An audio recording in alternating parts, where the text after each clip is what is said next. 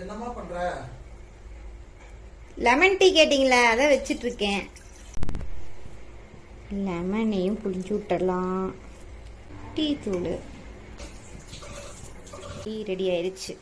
என்ன பால் தயிராட் ஆயிடுச்சு. ஒருவேளை லெமன் டீ இப்படிதான் இருக்குமோ? செம்மையான லெமன் டீ ரெடி ஆயிடுச்சு.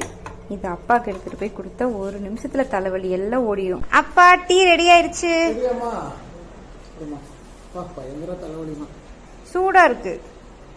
என்னம்மா ஒரு மாதிரி இருக்கு டீ? லெமன் டீப்பா.